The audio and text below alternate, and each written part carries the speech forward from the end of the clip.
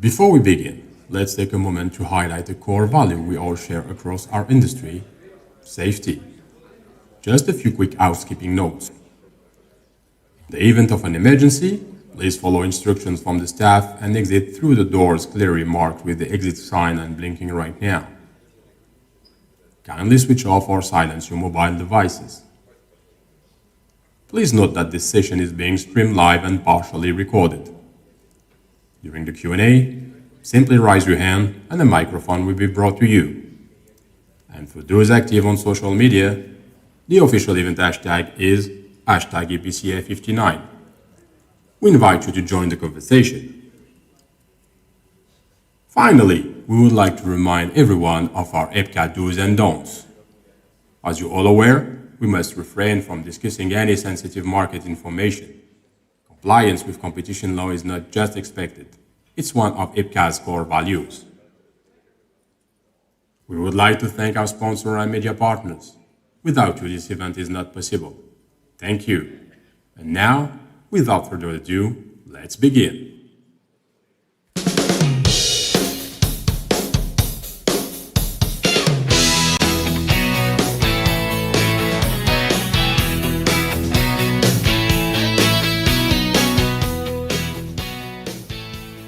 Good morning.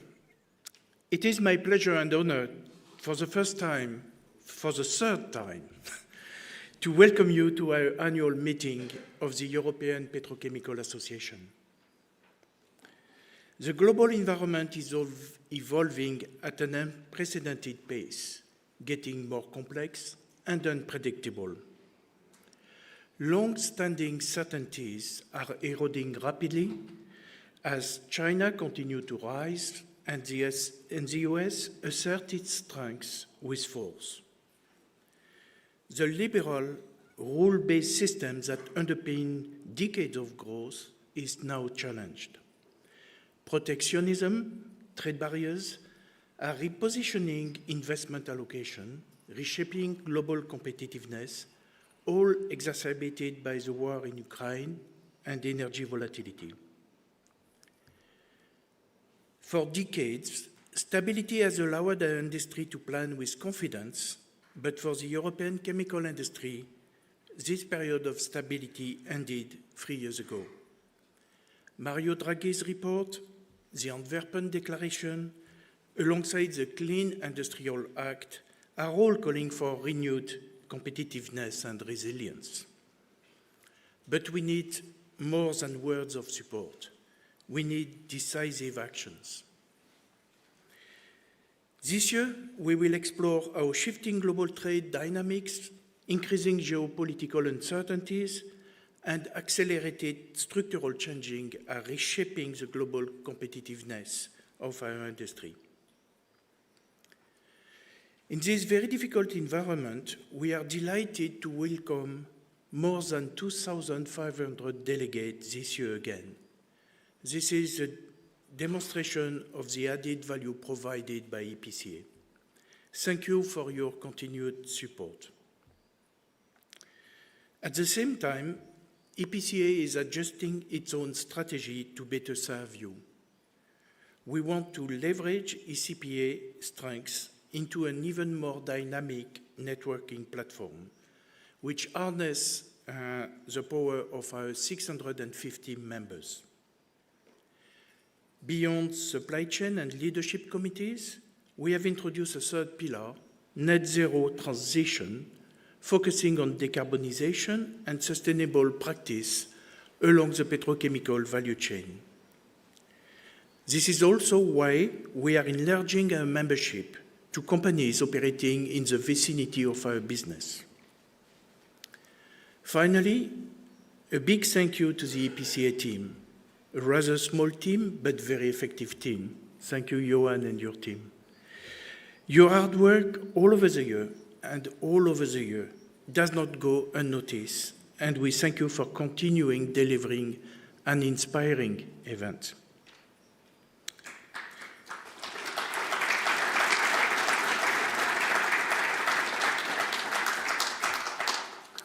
So let me introduce Yan Yong, the editor-in-chief of Chemical Week, Jan will be leading us into the next debate.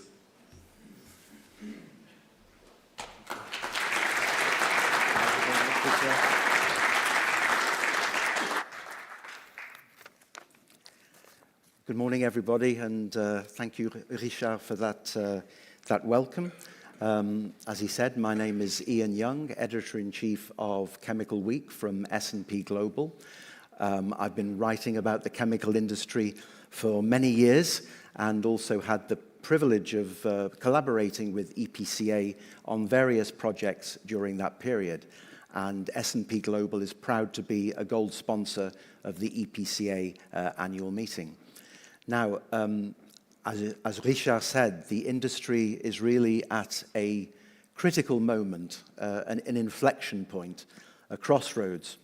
Call it what you will, but really it faces numerous challenges, including huge uncertainty and huge unpredictability. And I can say really that in my experience, it's unprecedented. I was here in Berlin on Sunday, and I watched the Berlin Marathon, which I enjoyed very much. And as I was standing by the road watching the runners go by, it occurred to me that actually this industry is competing in a marathon, and it really needs to know where the finishing line is. And I think it needs to know if there even is a finishing line. The theme of EPCA is Thrive Through Turbulence this year, and the theme of this panel session is Shaping the Future in a World of Change. Well, hopefully the excellent speakers that we have for our panel session this morning will perhaps point the way towards that finishing line, and they will analyze the change and the turbulence that we're experiencing, and give some solutions, give some ideas of how to reshape the future and how to thrive. Because, well, it may not seem like it right now. The recovery will come. There will be a recovery for this industry, whether it's 2027, whether it's in 2030, whether it's later than that. Some of this is within the industry's control. A lot of it is outside the industry's control. But what I'm saying is it's not all gloom and doom. There is hope, and hopefully our speakers will give you greater cause to be optimistic about the future and a little bit more cheerful than when you leave the room a little bit more cheerful than when you entered it. So the format of the panel session is that I will invite the speakers to present their views. We will then have a discussion about some of the key themes, some of the key subjects that have been raised, and then hopefully, if there's time, we'll have some questions and answers. And in addition, I'm pleased that you and AI reinforce the message of hope. I think, as I said, the recovery's coming, and I think the key is that this industry is in the best possible shape for that recovery when it comes, and hopefully some of the insights you're going to get from our speakers today will help with all of that. Now, governments and particularly the European Commission has a huge bearing on the success or otherwise of the petrochemical industry. And I'm delighted that our second speaker is somebody who is very well acquainted with the workings of the European Commission. Thierry Breton was European Commissioner for the Internal Market between 2019 and 2024. Before that, he held various ministerial roles in France. But that's not all. He's been the CEO of various leading companies, so he understands, he knows how business and industry works. So could you please welcome to the stage Thierry Breton.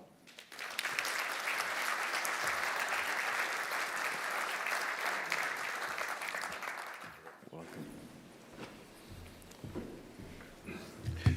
Well, good morning, everyone, and thank you, Norina, for this inspiring introduction.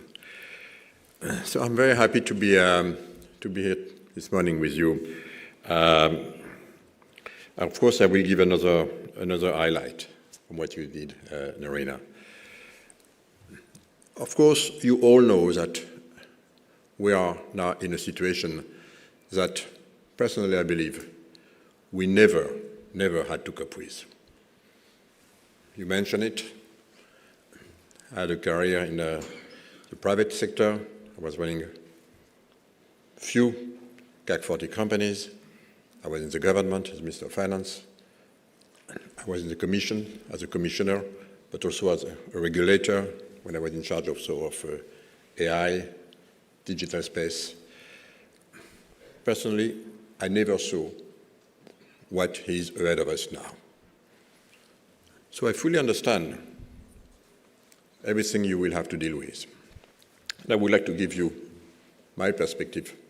Of course, I will speak on my own, not for the Commission anymore, you understand this, but I may give you some highlight on how I believe you, as a very, very important ecosystem for us in Europe, should probably prepare yourself to deal with what you will have to deal with. Of course, first, you need to work as a whole. And by the way, when I was in the Commission, in charge of the internal market, as you mentioned, I started to reorganize the DG GROW. DG GROW was my DG. I had 5 DGs under my responsibility. It was the first time ever. Defense, space, digital, industry, media. But DG GROW was really a little bit everything. So I started to organize with 14 ecosystems. And by the way, you are one of these ecosystems. So first you need to understand what is in this ecosystem. Petrochemical industry, of course, but also chemical at large. And I think it's extremely important that first you organize yourself, of course, within this organization, but also with your colleagues, to be able to interact with the Commission. Because at the end of the day, for a lot of things that you will have to deal with, Europe will be definitely the scale. And your interlocutor will be the European Commission. I know that sometimes you want to deal with your government, sometimes with your MEPs, but the Commission is the one to write the bills, to propose new act to the co-legislators. So your key interface is for me definitely the Commission. Then, of course, the Commission will have to understand your problems, organize it, eventually write a bill, and then propose to the co-legislators, European Parliament and Member States in the Council, European Council. That's, by the way, a little bit like what happened in the US. Our European Parliament is the House of Representatives.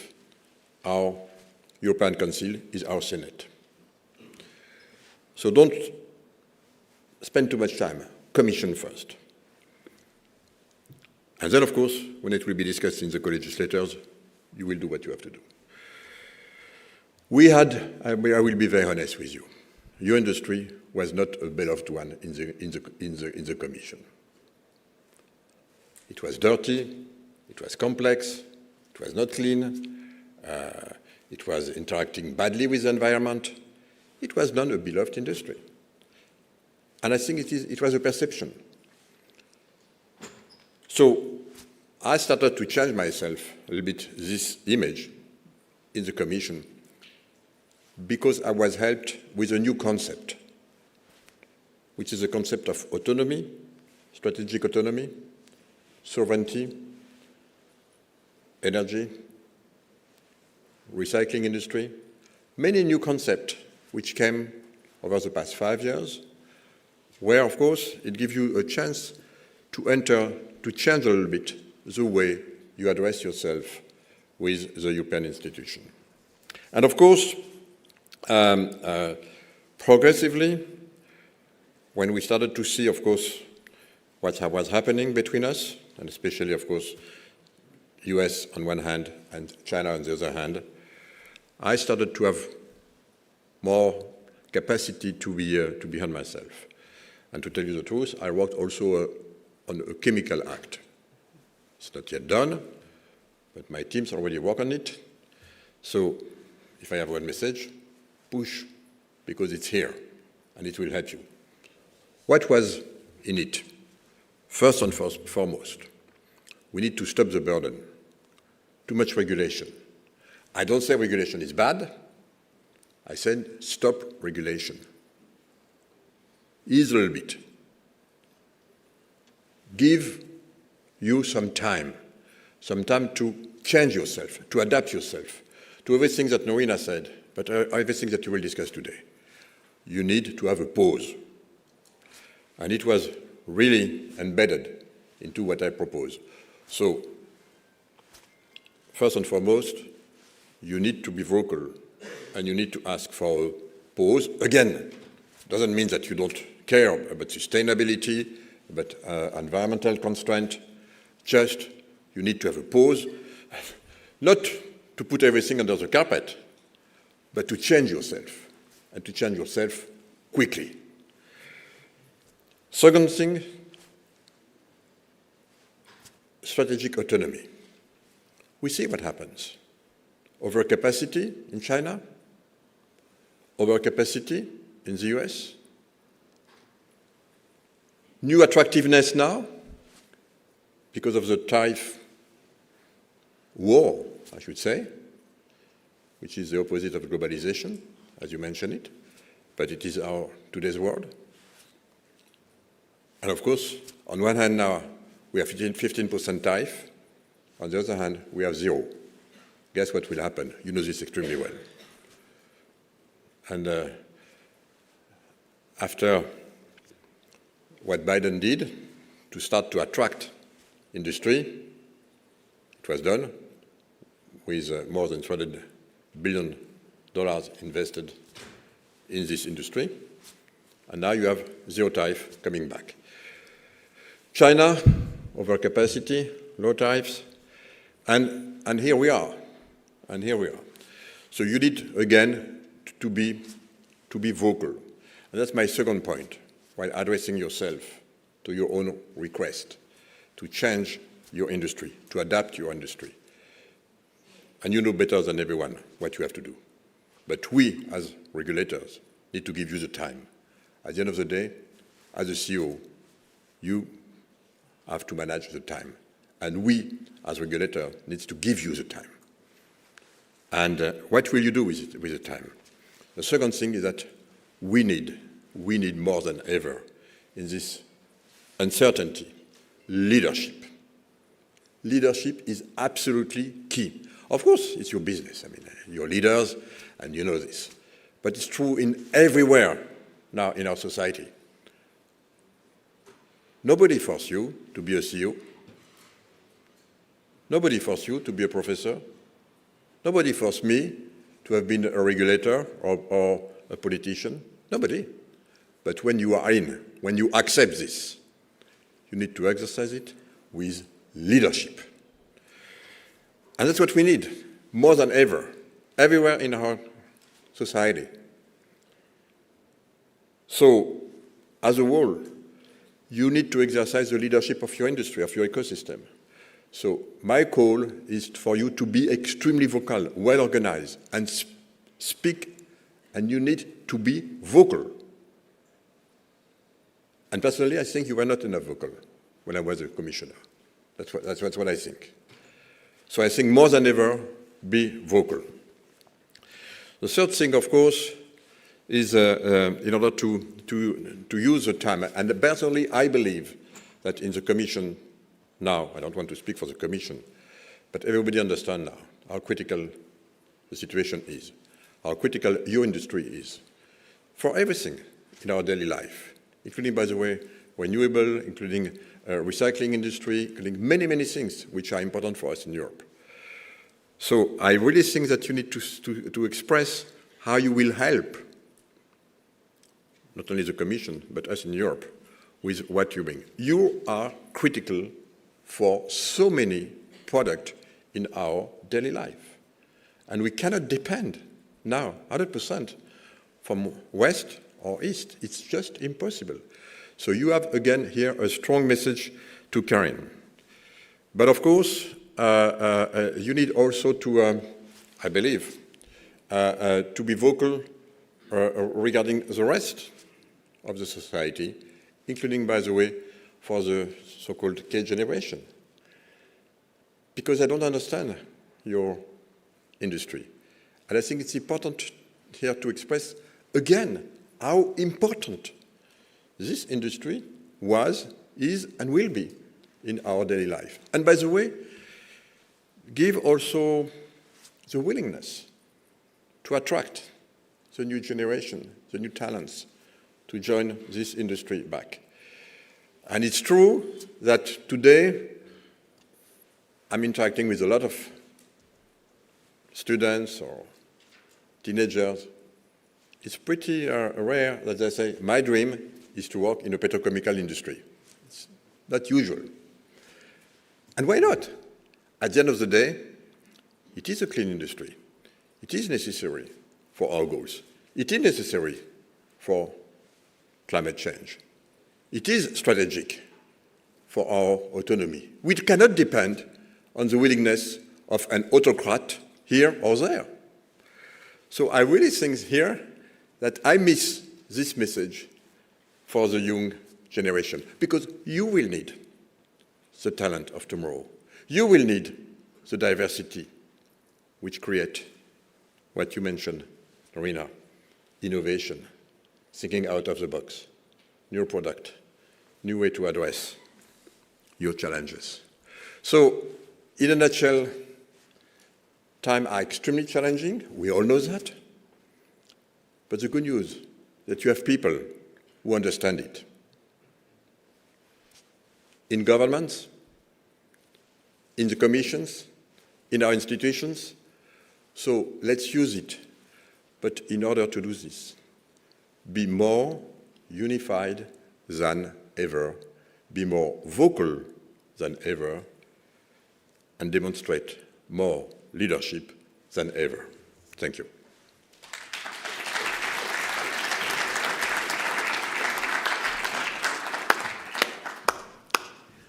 Well, thank you very much, Thierry Breton. Stop regulation. Well, that must have come as music to the ears of some people in this room. Maybe we can unpack that a little bit later in the discussion. After we've heard from our third speaker, Anthony Gooch, who is Secretary General of the European Roundtable for Industry. Anthony also has worked at the European Commission, where he was a trade negotiator, among other things. He's also worked at the OECD, where he specialized in climate change and digitalization, among other things. And now he's focused on industry with the Roundtable. And he tells me that the Roundtable does have some chemical companies among its members, and part of its role is to lobby the Commission. So please welcome onto the stage Anthony Gooch. Thank you.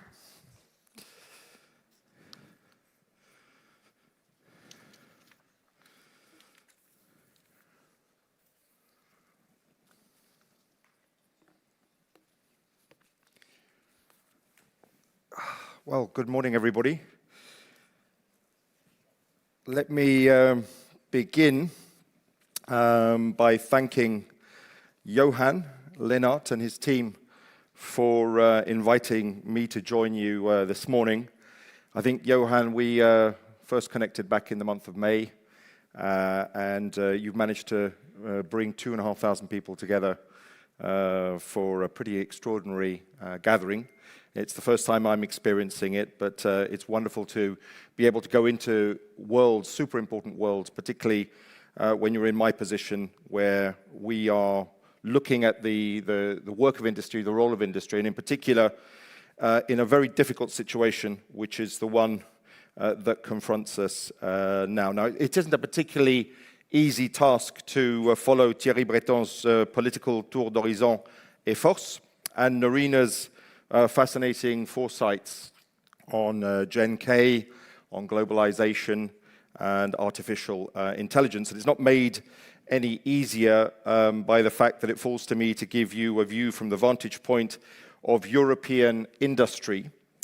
As Ian said, you are more than most best placed to know the situation that industry finds itself in, given that you are representatives of the mother of all industries, and that is the expression that Ilham Kadri, the CEO of Syensqo and the vice chair of ERT, never ceases to repeat to me. So you're at the at the nub of the situation that we find ourselves in. We're currently suffering the effects of stalling industrialization, and not to say deindustrialization. And perhaps the most telling indicator of that I heard from the CEO of E.ON, the German energy provider, who told me that energy consumption is at the same levels as it was in Europe in 2005 and at the best in 2008. So let that sink in. Now, whilst part of that may be accounted for by efficiencies, I think that we all know that there are different transitions going on. There's a green transition that stalled slightly, but there's also a digital transition that should be making itself felt through significant increases in energy demand, not least with the advent of artificial intelligence. That's a big consumer of energy, and a bit more on artificial intelligence later. I'm going to give you my take from an industry perspective, but I hasten to add, not from your viewpoint, not from your sectoral viewpoint, that you know better than I, although I'm very mindful of its predicament and circumstances. I'm going to do it based on 12 months since my return to Brussels to take up my current position with the European Roundtable for Industry that I represent. What is the European Roundtable? It brings together the captains of industry of Europe's leading industrial and technological companies, and our CEOs and chairs are members in a personal capacity. What does that mean? It's not companies. It's the people at the top, at the hard end. And as you may know, those people are in a difficult situation right now. Since I joined, a bit over 12 months ago, a third of those 60 are no longer in the ERT. Some have stepped down. Some haven't stepped down. Some have been asked to step down. So that in and of itself is a real bellwether in terms of the situation that we are living right now. But the ERT has a really strong commitment to advancing the project of the European Union. And consequently, it isn't a lobbying organization in the classic sense of the word. We don't go around the European Parliament looking for amendments or indeed lobbying the Commission on minutiae. And that's not to say that those things aren't important. For example, you all probably are very connected up with CEFIC. If it hadn't been for the ERT, we might not have a single market right now. So that's the type of thing we're into. It's macro. But right now, you need a lot of macro, in particular because of the situation that Europe stands in when it comes to competitiveness. And we've heard from Thierry Breton the situation he felt at the hard end in the last 5 years in the Commission. And I'm going to go through some hopefully optimistic aspects when it comes to competitiveness. And the jewel in the crown of that, which is the single market of the European Union. In particular, what we need to do is, or if you were to call it a lamp, we need to shine Aladdin's lamp and get the most that we can out of it right now. Because we are brilliant at hiding it from each other and burying it, rather than actually shining it and getting everything that we can out of it. ERT's companies together account for 3 trillion in global revenues, 6 million jobs, and about 120 billion euros in R&D investment. And we cover all sectors of industrial and technological activity. And probably crucially right now, we only have European members inside. And that perhaps may not have been such a USP before, but now we've heard Thierry mention strategic autonomy and reducing unhealthy dependencies. The view of Europe and the view of European industry is an important and valuable one. So, shaping the future in a world of change. That's what Johan and Ian gave us as our task today. That's a tall order, if ever there was one. Just cast your minds back a few years with Europe at the very center of a highly connected web of relationships predicated on a modern-day globalization, which it could be proud of having shaped to a large degree.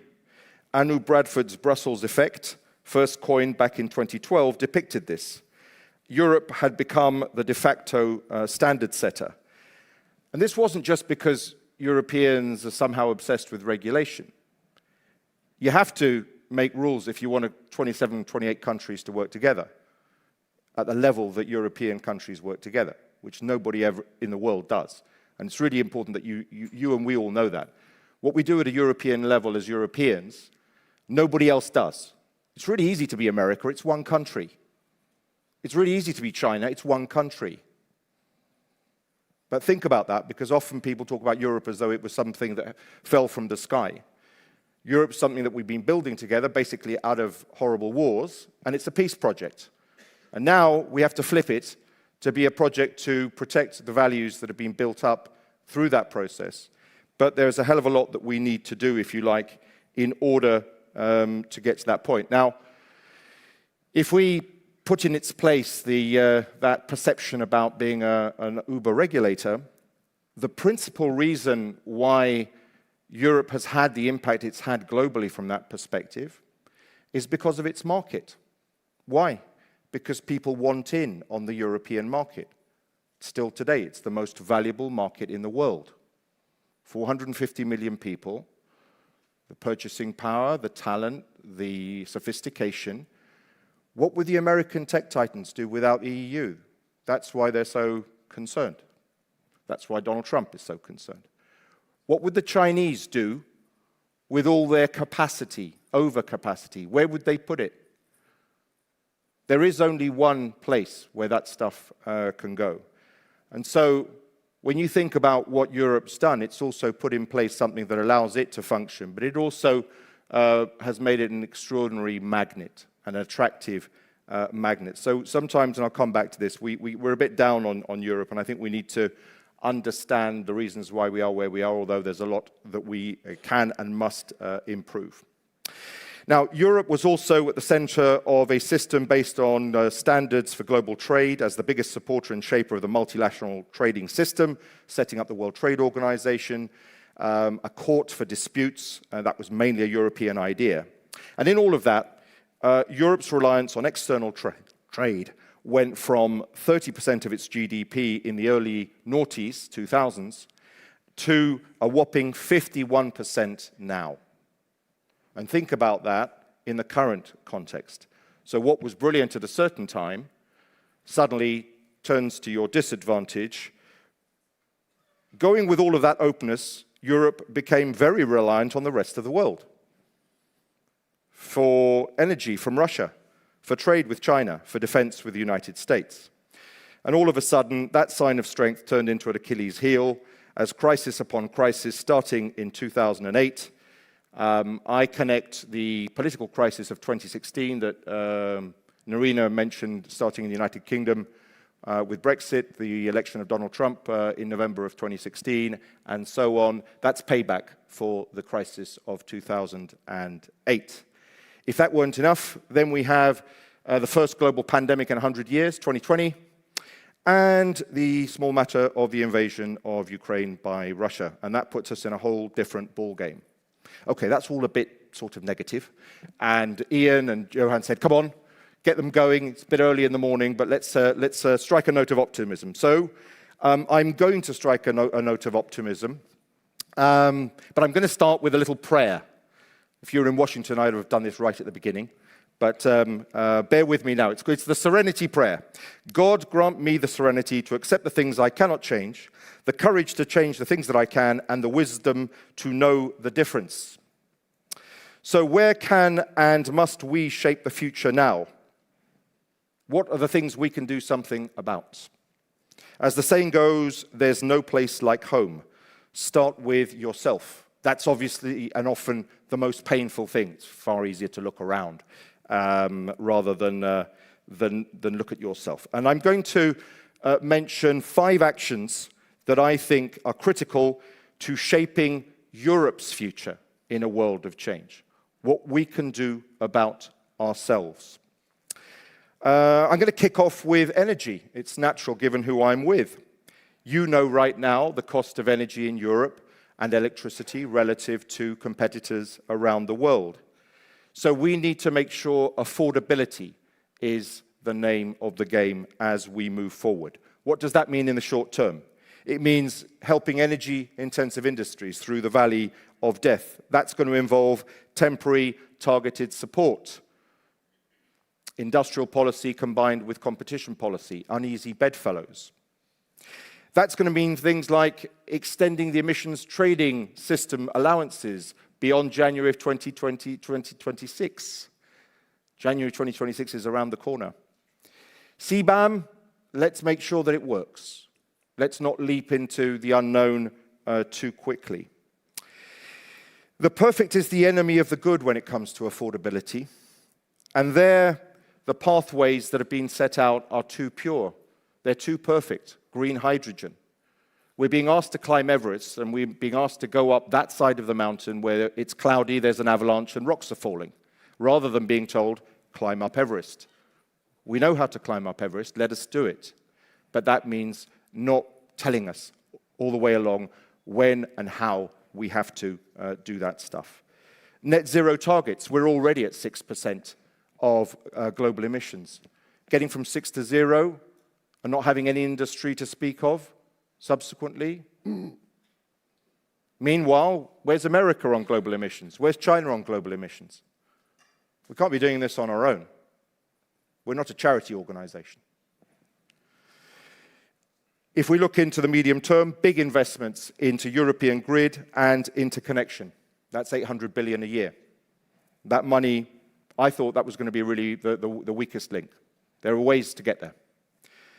Third, greater autonomy longer term. Greater autonomy with a big shift to renewables and hydrogen. That's an endpoint that we have to get to.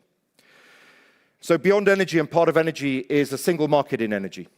But what we need is a single market. And Thierry had the heavy responsibility of guiding that process for the last 5 years in the Commission, and it's a tough job.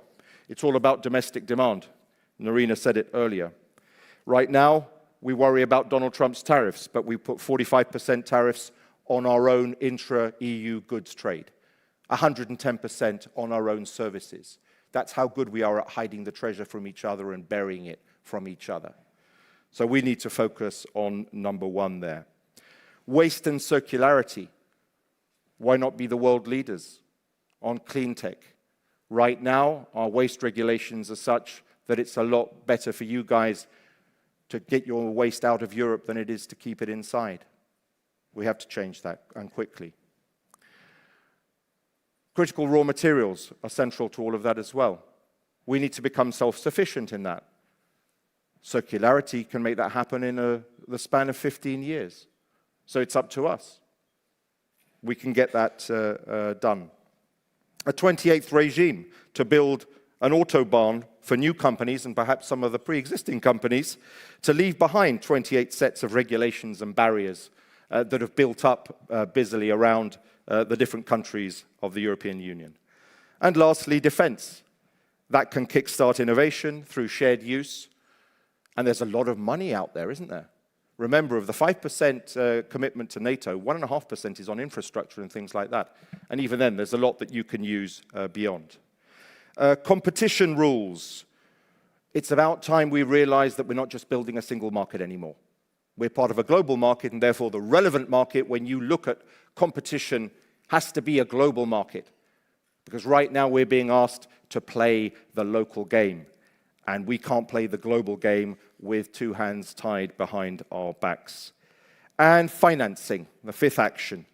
There, Horizon, Startup and Scale Up, EU competitiveness funds, there's a lot of money there, and that needs to be used in a really clever way.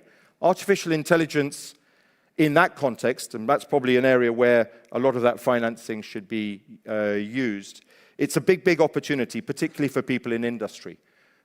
The Americans are not leading in artificial intelligence in industrial applications. Well, let's lead. Let's apply it into industry. It's proprietary, and we can do really, really well in that domain, in sectors like future markets, like life sciences, and many others. And a real hobby horse of mine is data.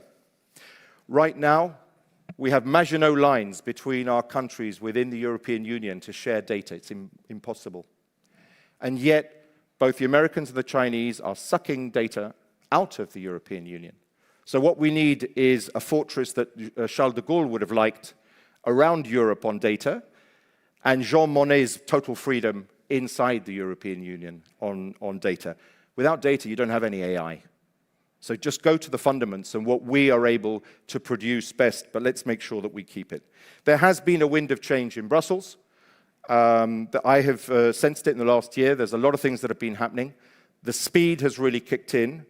I would probably separate myself a little bit from Thierry's focus on the European Commission, because I'm mindful of the degree to which the countries out there in the European Union are responsible and in many respects to blame for the position that we are in right now. So I think a lot of pressure needs to be applied nationally, sometimes even regionally, in important countries like this one where the Länder are powerful. And I'm thinking about a capital markets union, a savings and investment union, so that the 300 billions of savings that Europeans send to America can actually stay here in Europe and can make sure that our budding unicorns that we produce just the same number of as the Americans, they stick around here rather than going to America. It's not all about the beauty of California, it's basically about the money. The last thing I'm going to say at this point, because I know, Ian, that time is precious and perhaps we can cover trade subsequently. I know that there are a lot of you in this room who are salespeople. One of the key elements that we need in order to make this a success is that we need to be willing to give as well as take. And Europe has become a little bit too Thatcherite. Margaret Thatcher was all about, what am I getting back for my money? I remember Helmut Kohl. He was a little bit more about, okay, I'll give the Deutschmark and I'll get the euro in return. Germany didn't do badly on that one.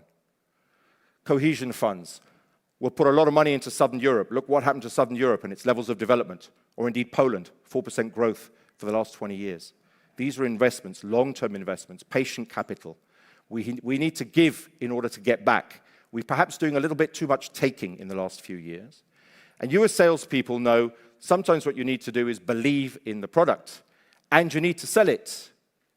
So we need to do a little bit of a better job about selling Europe as well, believing in Europe as well. Bit of a leap of faith needed right now, a lot more integration than we have at present.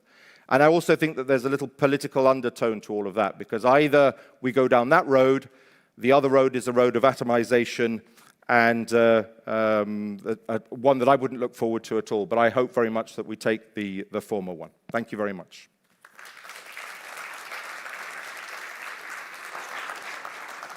Thank you. Thanks very much. Thanks very much, Anthony. So let's take a deeper dive. Let's unpack some of the things that we just heard about. And Anthony said maybe we could talk about trade in this discussion. So I'm just wondering, tariffs have been mentioned, but I'm just wondering, and a lot of people in this room would like to know, where do we go from here now on tariffs? Because obviously we had Liberation Day and all the chaos that brought. Things were a little bit clearer in August, but there are still a lot of trade deals yet to be tied down, including the EU-US framework, which hasn't really been finalized. 50% tariffs on India and Brazil. So yeah, where do we go from here? I mean, should we be bracing for another escalation of the tariff crisis? I mean, I think the reality is nobody knows. All we know is that we don't know in this situation. From the perspective of somebody who sits on the boards of some big American companies, including Mattel, which makes Barbie, I mean, we are presented almost on a weekly basis, it feels, over the past few months with kind of the new state of affairs. And I'm sure you're having to navigate this reality. I think the question with tariffs is less what's going to happen, which is impossible to know, but the impact perhaps it's having already on consumer demand and the impact that we're already starting to see in this, on inflation. And that, of course, then impacts the industries that you're serving. So I think I would predict continued volatility when it comes to American policy, but the consumer already starting to feel it, prices starting to go up, and consumer sentiment really low. Well, it's not over, and it will continue. I mean, instability. So I'm very sorry to say that, but personally I think that today, of course, we strike a deal, 15% for us, 0% the other side around. I just remind you something. In order to be able to lower down our tariffs from the US to Europe, we need to have a vote. We don't vote for the 15%. It has been something which has been imposed to us. By the way, Anthony, it's not only 15%. It is also that we need to add 200 billion euros of investment in addition to the 300 already existing from Europe to the US. So in fact, in the deal, quote unquote, there is of course 15% plus 200 billion per year of investment from Europe to the US in addition to what exists already. If I'm saying though that we will not be able to do this, and I don't speak about the energy, where we need to buy $250 billion in the US every day for the next 3 years. So this we know we will not be able to do it. So what will happen? Do you think that because we will not be able to deliver what has been imposed to us, the tariff will stay at 15%? I don't know.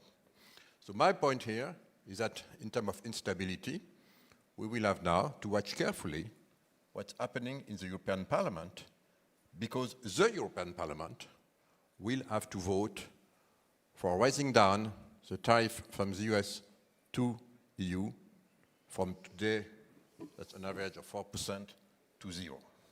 And I don't know what will happen. So this means that, I agree with you, the only thing which will give us stability again is probably the reaction of inflation in the US. That's the only thing.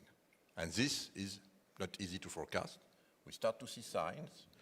And I want to add another topic, is that as you know, the US government, and especially Donald Trump himself and some of his fellows, are willing to destroy our European digital regulations. And I'm the one who have presented this, as you know, to our co-legislators.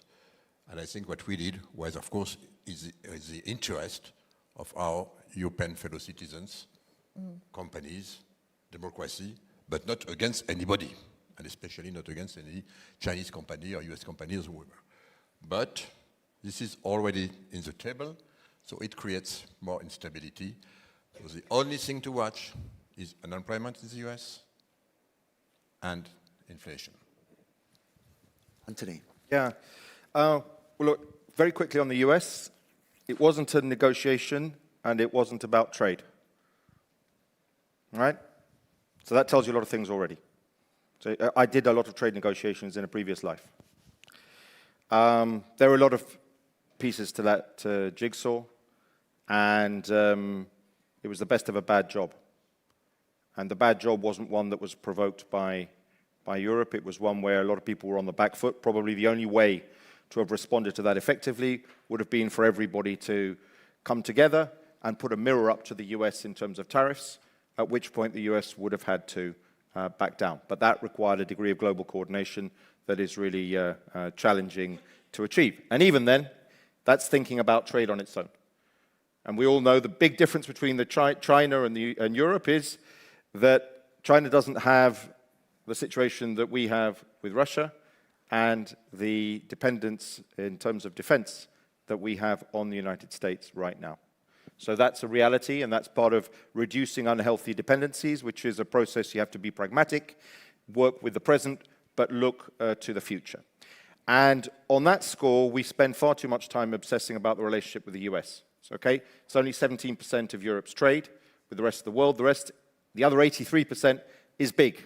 I'm not saying the Chinese piece is easy, but we need to focus a bit more on that one because we've been spending too much time on one that was rather intractable and rather difficult. And hopefully, over time, as Thierry and Narina have said, things will play out, which will mean that things will evolve in that relationship as well. A lot of people in this room who sit on both sides as well. And those people are going to have to stand up and be counted in the US at a certain point as well, because people are quite quiet over there. I know Thierry's a big fan of industry having a loud voice in Europe. Well, maybe we need to hear loud voices in the US. I know some people may think, wow, it's suiting us, you know. 120 to the euro right now, even the least competitive company is suddenly competitive, right? But that's not real competitiveness, is it? That's just living off something short term. So I say that. When we look at the 83%, really interesting what I've seen happening in the last few months. Sudden turbocharging of trade negotiations. Closure of the negotiation with Mercosur. I was privileged to do the first proper free trade agreement the EU ever did with Mexico. That one's been renegotiated, and that should come into force very quickly. Mercosur, 30 years it's taken. We did the Mexico one in 5, 25 years later. The guys next door, in the office next door to mine, were working on Mercosur. So getting that one done and over the line, that requires qualified majority by the member states of the European Union. It's not the Commission. So if you want to see a deal like that done, go and talk to the governments. Go and talk to France. Go and talk to Austria. Go and talk to the Netherlands, Belgium. Go and talk to Poland. And go and talk to Italy.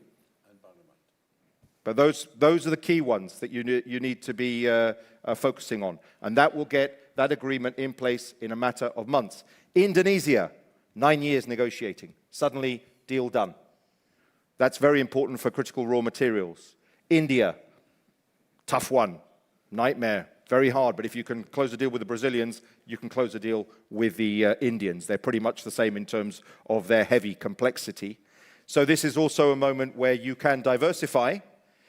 And a lot of that is also looking at, well, if you can't park it in America anymore, there are lots of other parts of the world where you can. Key to that, single market again. What do we have to offer? This is transactional now, and we have to be very hard-nosed as well, because all we've ever worried about in trade negotiations is protecting agriculture. Obsessive. Well, we also have to protect industry, because it's not, possible to open up all markets in industry. We know that now. We need to keep a steel industry. We need to keep an aluminium industry. We need to keep a chemicals industry. All of those industries are fundamental to defend yourself. And that's the name of the game now as well. We're not in that pretty nice world where it's Adam Smith to the nth degree. It's a different ballgame. Thanks very much. I'd just like to follow up on artificial intelligence. Anthony, you said that the US actually isn't a leader in artificial intelligence right now for industry. And Ursula von der Leyen, she did her 10 years since Draghi speech last week. And she said that Europe had been a little bit slow 30 years ago to sort of get online and to digitalize initially, but now it has a tremendous opportunity to be a leader, to be a real leader in artificial intelligence. It's a competitive world out there. In a way, Europe can't afford to fail with this, can it? So, I mean, Narina, would you like to talk about, how Europe can grasp this opportunity? Yes. So I think we hear, we're reading about artificial intelligence every day, and it's easy to think that it's all going on in Silicon Valley. And one part of it is these foundational large language models. They are all really kind of, on the whole, apart from Mistral in Europe, are really taking place there. What I think you were speaking to, Anthony, was that the applications of AI, using AI in industry, using AI effectively in business, I'd say no one's cracked that yet. And that is up, really. We have just as great an opportunity here in Europe as anywhere else in the world in how do we then apply this new technology and these new opportunities that AI is allowing us and enabling us in the smartest, most effective way. Now, this isn't always easy. Companies are still figuring out the use cases in a lot of cases, but it's absolutely essential within your business to be experimenting, piloting, running hackathons, and at the, really thinking, how do we innovate? Where do we innovate? Is it back office? Is it in the plants? Is it in our B2B business opportunities? Where are the opportunities? And then also, really importantly at the same time, are we protecting ourselves against the risks? Because I'm very excited about the opportunity AI gives, but I'm also very aware about this huge new category of risk that comes with it. So are you thinking enough about the downside risks as well too? Now we speak as a former commissioner, not for internal market, but for digital. Because, Norina, this is exactly what we did over the past 5 years. We had an internal market for goods, services, but not for digital. We had 27 digital markets in Europe. And the purpose of what we presented to the co-legislators in the Commission with my teams was to put 5 pillars in terms of finally to have a global single digital market. This is the DGA, Data Government Act. This is the Data Act. When you generate data, industrial data, mobility, health, whatever, who owns this data? How to share it? This is, of course, the DSA, very famous, how to protect our children, our citizens, our democracy on digital space, the way we do in the physical one. This is the DMA, Digital Market Act, how to have clear rules in terms of competitions in the digital space. And this is finally the AI Act, the first regulation ever, which is a risk-based regulation. If I'm saying so, that what is AI about? First and foremost, data. AI is data. Computing power and algorithm. What do we have in Europe? Europe, and why are we today ready probably to be the first continent in terms of artificial intelligence for industry? Europe was, until the past few years, an industrial continent.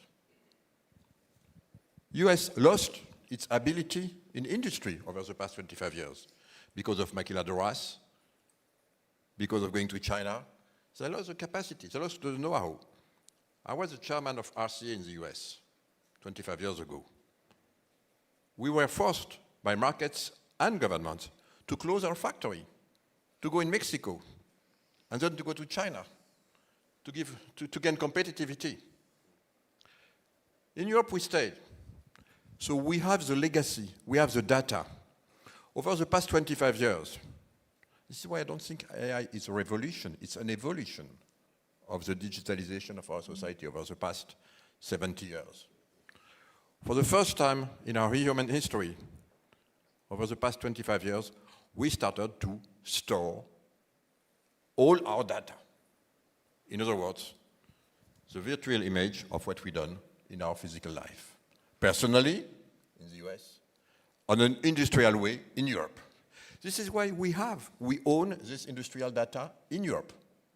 That does not exist in the US, not only in China. And this is why, thanks to the regulation, my goal was to organize ourselves to keep this data, to make sure how we will use it, to provide new services in plants, in industry. Because nobody can do it, because it is based on our past. Remember, artificial intelligence is how we can look at what happened in the past to answer questions of today and the future. Mm-hmm. This is what is artificial intelligence about. We have this back view in industry. We need to keep it now and to make sure that we'll be able to provide, thanks to, yes, we need to have some regulations to make sure that we keep it. But also, of course, computing power and algorithm. So this is why, yes, I am optimistic as long as we understand what we own, and we own a lot. Don't know what I can add. Yes, its application probably just in parallel. So what I was saying earlier on about unhealthy dependencies. We know the degree of dependence that there is on the US when it comes to infrastructure as well, cloud, and there are important initiatives that can be built on. So there's a really good industrial initiative called Catena X that has been very successful, and there is a project called Gaia X on cloud. So these are things that we as Europeans now, we have to be mindful of sort of building up our own muscle whilst we are using what we need to use in parallel. And the Chinese have done this really well. I remember being part of the team that negotiated China's entry into the World Trade Organization, and at the time what the Chinese did was very hard-nosed. They wanted European FDI. They wanted it on their terms. They wanted long-term. They wanted transfer of technology, and we provided it. Now I think we need to take a leaf out of their book, be humble, recognize that they're far better at making batteries than we are. They're far better at making EVs than we are. What can we learn from them? But remember, we've got the best market in the world. Use it. Leverage it. With artificial intelligence, I think we have to do similarly. It's proprietary what we can develop as well. The obsession with LLMs, I think, will be a passing one when we look back.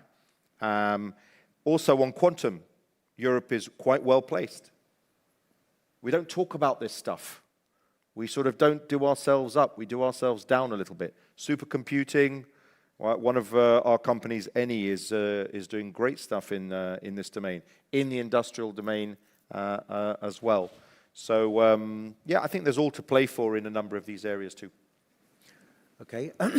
Well, I've got plenty of questions, but time marches on, and I did say I'd open the floor to see if there are any questions from people in the room. So if you've got a question for any of our excellent speakers, please put your hand up now.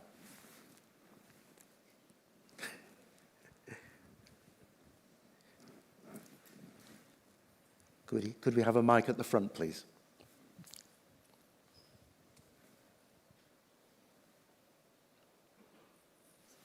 This gentleman here. Thank you very much, Frank Jenner, Alvarez and Marsal. I need to say I'm in full agreement with all your statements and all what you were bringing forward, especially on the digitalization aspects as well. But however, and in between, you mentioned once we need to preserve, let's say, the chemical industry, the steel and aluminium industry here in Europe for the future, which is, I think, also correct. But for doing this, I think digitalization and other aspects are important, yes, but what is the most pressing and the most important one to preserve these industries?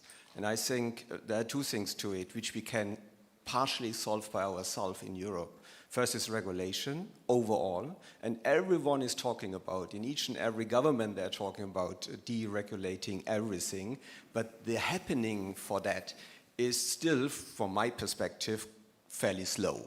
I think we can speed that up by 2 or 3 or 4-fold if we really need to have to be more competitive towards the US, towards the Chinese markets and the rest. And the second thing is energy. You all know, let's say, how the energy prices have increased in the last years due to the war. Now, what can we really do on a short-term notice? And I would say, well, we need to think about exploring things which we have in the North Sea and elsewhere, maybe. Yeah, even so, it's not very popular, let's say, to dig for gas these days, but it's an intermediate solution, potentially, which gives us more security, also in the long-term perspective. And of course, we need to have renewables everywhere. That's the end goal. We are all agreeing on the end goal scenario. The only question is, how do we get there? And how fast and how accelerated can we get there? And if I say, gas is not a bad thing, if you do carbon capture, let's say, in storage, we can reduce CO2 by 92%. I mean, if someone comes and tells me, well, but it's not 100. I said, yes, that's true, but you're coming from 0, let's get to 92. I mean, that's a big, big, big, big, big thing. And then we care for the remaining 8% later. And that sort of initiatives and steps forward would preserve, let's say, our competitiveness, let's say, I would say Europe, as a first start. And all the other things which we discussed are, for me personally, side streams. All important side streams, but focus on the mainstreams first and then do the other stuff. Could we have some brief responses to that? Narina has to catch a plane, I know that, so let's... Brief response to that. I mean, I think this is the direction of travel, and I think it is the direction of travel for two reasons. First of all, the rise of populism. Populist leaders, want industries of national importance to be protected here. They are instinctively anti-regulation and anti-multilateral regulation, and they're very concerned about jobs at home. So I think that is the direction of travel for that reason, and I think it's the direction of travel as well because of the state of the European economy at the moment, and there is a pragmaticism that comes with that. So this isn't I'm not making a normative point here. I'm not saying whether I agree that it should be or shouldn't be the direction of travel, but I actually believe it is the likely direction of travel for those reasons. I fully agree with the two statements. The first one is a pause on regulation. And also to be a little bit more, let's say, agile on it. I will give you an example. When I was a commissioner, we had a discussion to say that by 2035, we will stop the capacity to sell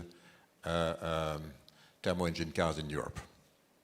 I was opposed, not because I'm not opposed of the 2050 objective, zero carbon continent, just because I knew that first we need probably more time to adapt, and also because we may have new technology and maybe new way to have the same objective with hybrid cars, with e-fuels, with other technology, let's say. And finally, in a trade deal, and remember the Parliament, don't forget the Parliament.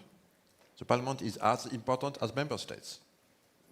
Because it was the Parliament which imposed this, more than member states. So never forget that we are the co-legislators. They impose 2035. But I put in the regulation just the night before it has been accepted, review clause in 2026.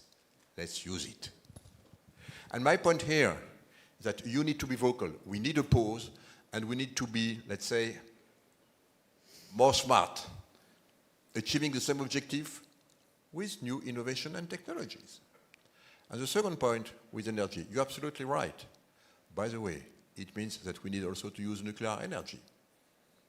And I remember the discussion I had with one of your ministers here in Germany, when he said, Thierry, I must close down those 3 last nuclear plants in Germany.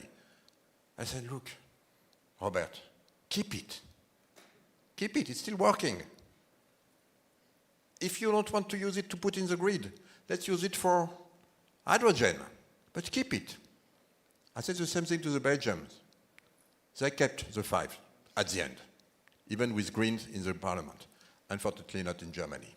My point here is that we need to do what we can do with everything we have. I'm with you. We need more renewable, but we need also to use what makes us competitive today still in our hands. And by the way, we will need to invest a lot, and it was also in the Draghi plans. We need to do this in order to, again, to have a more integrated energy market. It's not the case yet. It's not enough integrated. So we know what we have to do, but here, like everything we said this morning, we need a pause, but not to stop working, to accelerate. So if I want to give my two takeaways from this morning session, leadership and speed. Anthony. Yeah, I agree very much. I think I said some of those things when I spoke. I didn't mention simplification, it's true. I use that word advisedly. Deregulation has a lot of connotations to it. Deregulation is like you don't want any rules. And that's not what we want in Europe. Without rules, we don't function. And it's not because we're obsessed with them. It's because you don't get where we've got to today without them. And a world without rules in the United States, you watch it. You watch what happens with investments over there. Let's see. Let's see with the Federal Reserve going in the direction it's going and FCC going where it's going. I don't know how sanguine and comfortable a lot of people are going to be in that world. I think people are going to be a lot more sanguine in the world that we may have over here. But we have to push very hard on that. And I think that the worm is turning definitely in that. Maybe final word on the energy front. Yeah, lots of things that need doing. But the European Parliament doesn't play a role in interconnection between France and Iberia. None. That's France, and it's been France's decision for a long, long time. We had a blackout. I was in Madrid at the time. Since then, we're doubling the interconnection from 3 to 6%. We need 15. So I don't know, Thierry, what needs to be done in France. There's a shed load of things that need to be done in France. Not alone. Many other people need to do stuff. But there are bigger countries, and there are smaller countries. There are really systemic countries, and there are other ones that will follow. My last point on this is people need to start moving. Don't wait for 27 countries to agree. There need to be leaders. It's true, leadership. And leadership does need to come from this country. It needs to come from Germany. It needs to come from Italy. It needs to come from Poland. It needs to come from bigger countries, Spain. They need to show the way. Maybe it's on capital markets, it's going to come from the Nordics. They're light years ahead of everybody else. The countries need to start getting together and moving. It only takes 9 to have enhanced cooperation. Push that as well. I take the point on the European Parliament because it's true. The guys and girls who will hold up simplification are the European Parliament. That's true. So we need to pick our battles. And on final point on when we talk about wanting to simplify. There is an area where we don't want to simplify. We want to tighten. We need regulations, not directives, in the single market. Why? Because directives allow every country to do their own little thing. Gold plating, no, I protect over here, I hide over here, etc. They're all at it. They all play this little game. You need regulations, and that'll be good for the people who still want to do a bit of regulating, because that is actually required. So let's not generalize either. Thanks. Thank you very much. So that's our time. That brings our panel session to an end. I hope you found it interesting, and I hope you found it useful, and that you've got some takeaways that will perhaps inform your discussions here at EPCA over the next few days. I would like to thank our fantastic speakers, Norina Hertz, Thierry Breton, and Anthony Gooch, for their insights and their analyses today. And would you please join me in thanking them, giving them a warm applause. Thank you. I hope you're not too...